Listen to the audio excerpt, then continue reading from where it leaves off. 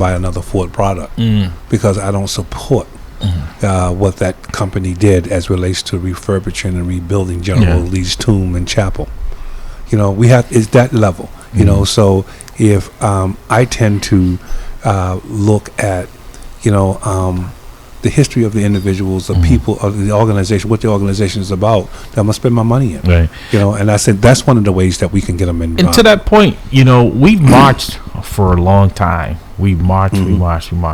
But historically, if we're honest with ourselves, the change came when we stopped spending our money at the launch counters, on the buses, and things of that nature. When we started talking, as long as we were just marching and continuing to march into these businesses and taking the bus, it's when we stopped spending our money. Well, actually, I would add another piece. There are two pieces here historically.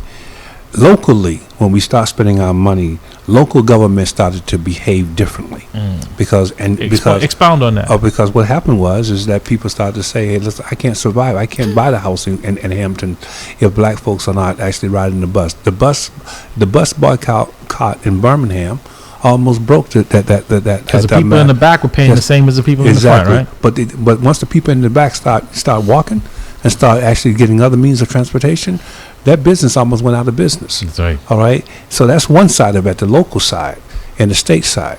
But at the federal side, we didn't start to move. The federal government didn't start to move on our behalf until it was embarrassed on the world stage, until it started to try to talk about or present themselves as being fair to all people, until the Russians and the other communistic countries said, "Hey, listen, here's a mirror.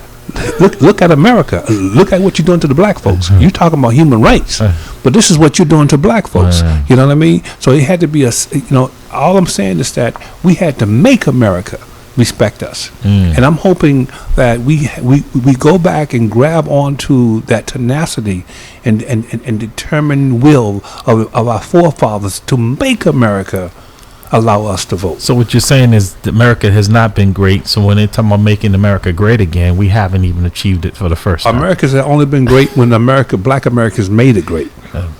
That's when it's been great. When you look at the history, black Americans made it great. If you look at, I'm going to give you one example. Public education in the South. Public education in the South didn't hit the table until Reconstruction, until black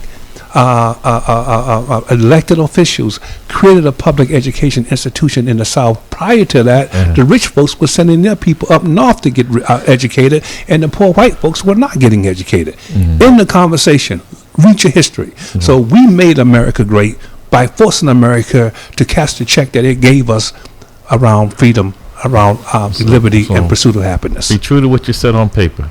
Amen. I'm going right back to that. Any final remarks? I just gave them to you. That's how I see it. All right, folks. You have been listening to At the Round Table with Ma'am Leo, Larry Ellison, and my brother, my co-host, Dr. Bradley. Like I said, if we've done nothing, we hope we've informed you. Like I said, make a difference in this world, make a difference in life. And we're going to continue to make a difference here. You've been listening to. We're going to talk about it. We're going to give you the truth. Nothing but the truth will help me God. I like that in the beginning of the school year when your mom gave you that castor oil. We're going to keep giving it to you. It may be a little bitter, but it's going to make you feel better. There you go. With that said, Pastor Hobbs, thank you, sir. We appreciate you. All right. And all our callers. Until next weekend, stay warm. It's cold out there. And be blessed. And be blessed. Yes.